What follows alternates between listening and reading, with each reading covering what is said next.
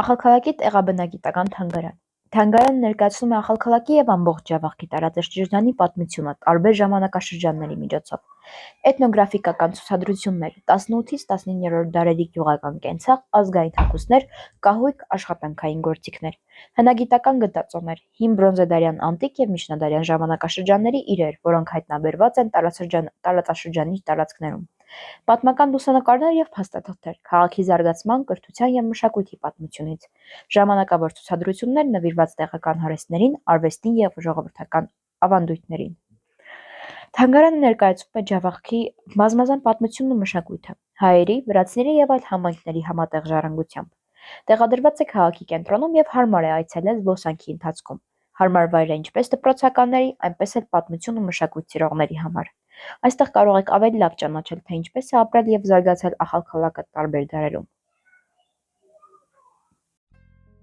Բարև ձեզ հարգելի ունկնդիրներ, եթերում կրկին ախալքալակի ձայնը ռադիոն է։ Այսօր մենք գտնվում ենք ախալքալակի թանգարանում, որը գտնվում է Մաշտոցի 37 հասցեում։ Եկել ենք այստեղ ձեզ ներկայացնելու թանգարանի էքսպոնատները։ Երեքշաբթից մինչև շաբաթ կարող եք այցելել թանգարան ժամը 10-ից մինչև 6-ը։ Մոգեսալմեբիտ ჩვენი ყოფებით ახალქალაქში, მხარეთმცოდნეობის მუზეუმში.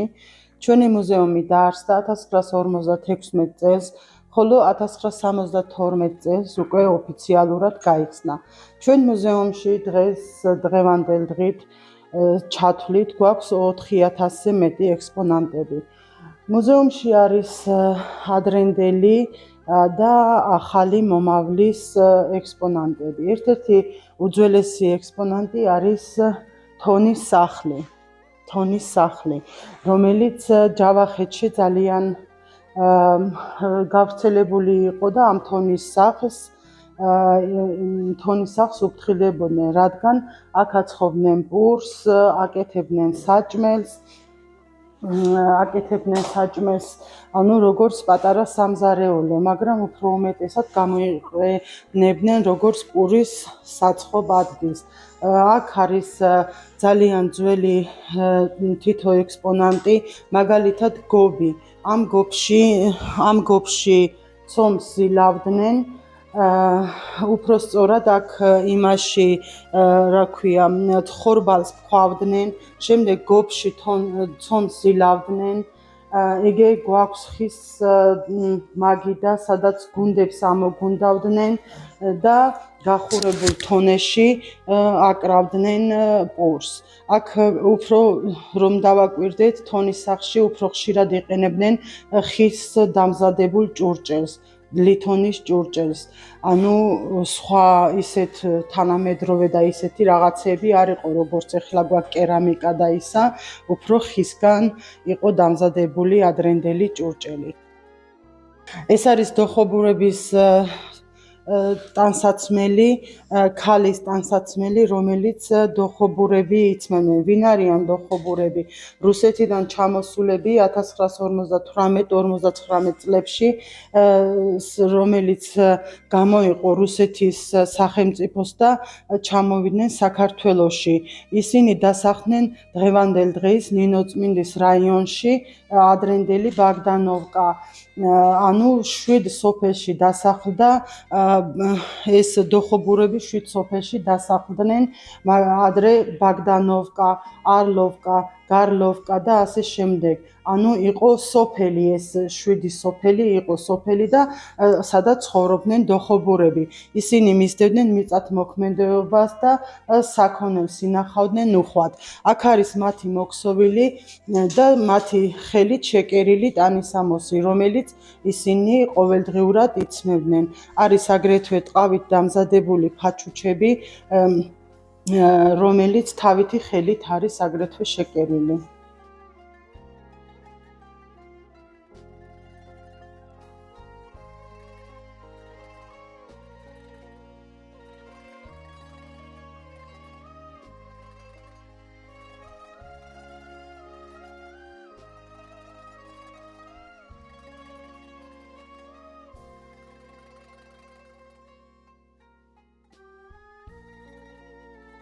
აქ გვაქვს ფარდაგები, ხალიჩები, რომლებიც არის ხელით მოქსოვილი, იგივე პროცესით იმეორებდნენ ძაფს, ქსოვდნენ, ამუშავებდნენ ძაფს და სულ ხელით ქსოვდნენ ამ ფარდაგებს და ხალიჩებს, ფერებსაც აძლევდნენ, სულ ბუნებრივი საღებავებით იყო შეღებილი.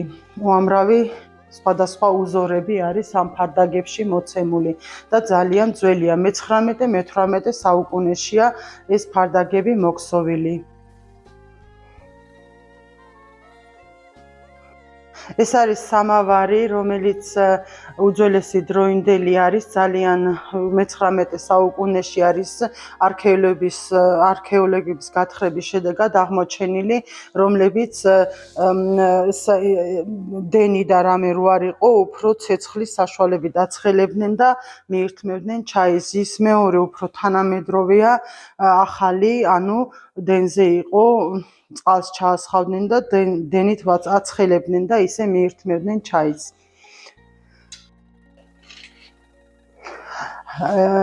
ეს არის ახალქალაქში ექსპონატები, რომლებიც 1968-69 წლებში იყო ჩატარებული ექსპედიციები ივანე ჯავახიშვილის სახელობის უნივერსიტეტის სტუდენტები და მათ ჩაატარეს არქეოლოგიური გათხრები და აღმოაჩინეს ცხოველის ძვლები.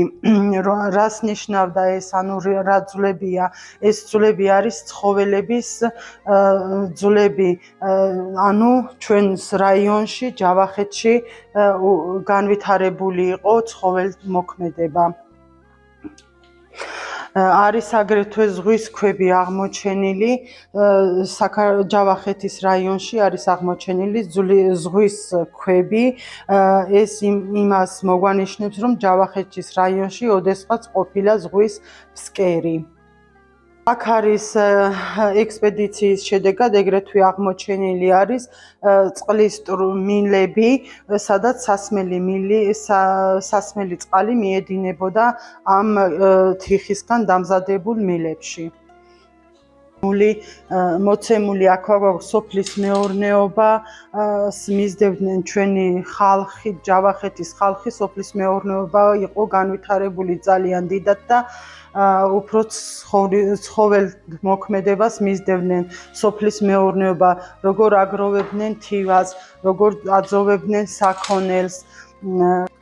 ეს არის ეზრუმელი ქალბატონი, რომელსაც ასვია მათი ფორმა, ეზრუმიდან ჩამოსული სომეხი ქალი, მათი ტანისამოსი არის მოცემული აქ რა ტანსამოს ისმევდნენ, ანუ უფრო მიგვითითებს იმას, რომ უფრო მდიდარი და შეძლებული ქალბატონის ტანისამოსია ესა. ეს არის ქართველი მამაკაცის ჩოხა ახალუხი, რომელიც ამ ტანისამოსით დადიოდნენ მამაკაცები, უფრო ხშირად, ძველად ამ ტანსაცმლით დადიოდა ჩვენი მამაკაცები ჩოხა ახალუხი. ეს არის სელით მოქსოვილი ტანსაცმელი, რომელიც ხელით ქსოვდნენ და ჩვენი ჯავახეთის რაიონში მცხოვრები მოსახლეობა იწმევდა ამ ტანსაცმელს.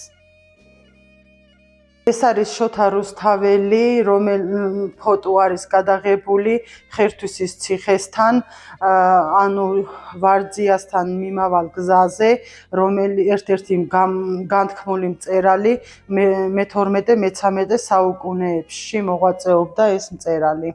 აქ გვაქვს აგრეთვე ძველი უთოები მოცემული, რომლებშიც ნაკვერჩხარს ყრიდნენ და ისე აცხელებდნენ უთოს, რომ დაეუთოებინათ ტანისამოსი. ჯავახეთში განთქმული იყო ეს უთო ძველი. აგრეთვე გვაქვს ლამპები, რომლებშიც ასხავდნენ ნავთს და ამით ანათებდნენ სახლს.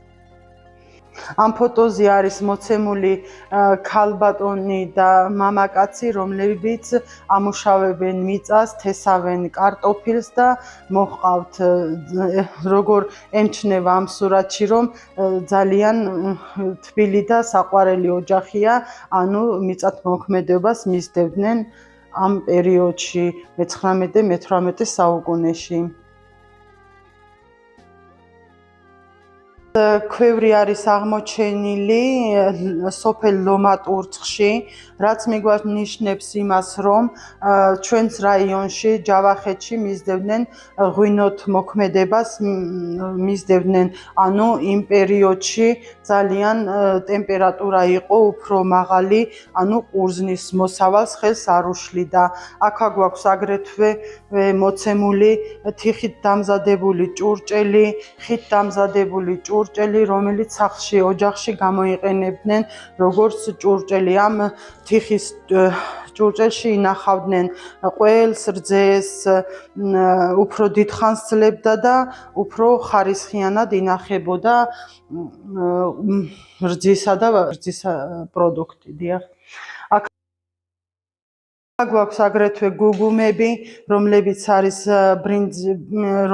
არის უფრო ლითონით ექსპედიციამ აგრეთვე აღმოაჩინა, უამრავი აღმოჩენა იყო ჩვენ სოფლის მეურნეობაში, ჩვენ სოფლებში, ოჯახებში ძალიან ბევრს ჰქონდათ ეს გუგუმები აღმოჩენილი, ანუ ოჯახებში დიდხანს ინახავდნენ ამას, ამ გუგუმებს გამოიყენებოდნენ წყლის მოსატანად, რძის შესანახავად და ასე შემდეგ. ეს არის ძველი ქამრები, რომლებიც არის ვერცხლისა და ჩვენ მოსახლეობამ გადმოსცა მუზეუმს, რადგან ძველი იყო და მუზეუმში ეს არის ჭურჭელი, რომლებიც ოჯახში გამოიყენებდნენ, უფრო შეძლებული ოჯახი გამოიყენებდა ამ ჭურჭელს.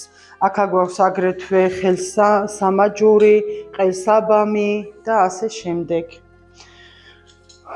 ეს ქვები და ეს დატეხილი გუგუმები და ქოთნები აგრეთვე ექსპედიციამ აღმოაჩინა ჩვენს რაიონში. აქაც გვაქვს აგრეთვე გრიგორ ბაბაიანის ნამუშევრები, სულ ხელით არის შედგენილი. ეს არის სამხედრო გემები, რომლებიც მან გრიგორ ბაბაიანმა თავისი ხელით შექმნა 1959 წელს. ეს არის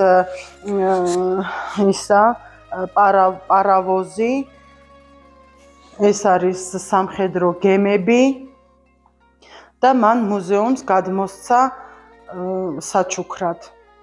ჩვენს მუზეუმში იმდენი ადგილი არა გვაქვს, რაც ამ კედელზე არის მოცემული სურათები. 300-ზე მეტი ადამიანი ჩვენს რაიონში იყო განთქმული პროფესორი და მეცნიერი. აქ არის სულ ჩვენი რაიონის მეცნიერები, პროფესორები, ექიმები, რომლებიც ჩვენს მუზეუმში მათი ფოტოებით არის სავსე. 1915 წელს ამ ოთახში არის მოცემული სომეხი ერის გენოციდი, რომელიც მოხდა 1915 წელს. სამხედრო ოთახი, სადაც არის მოცემული, ამ ოთახში გვაქვს ჩვენი რაიონის ყოფილი გენერალების, მაიორების, პოლკოვნიკის ტანსაცმელი. აქ არის 1940 წელს დაღუპული სამხედრო პირების დაღუპული სურათები. აქ გვაქვს მოცემული მათი ისტორია, თუ რა ადგილას დაიღუპნენ, როგორ დაიღუპნენ, საიდან წავიდნენ. ეს ამ ფოტოებზე ვინც არიან ჩვენი რაიონიდან არიან ეს ხალხი სულ.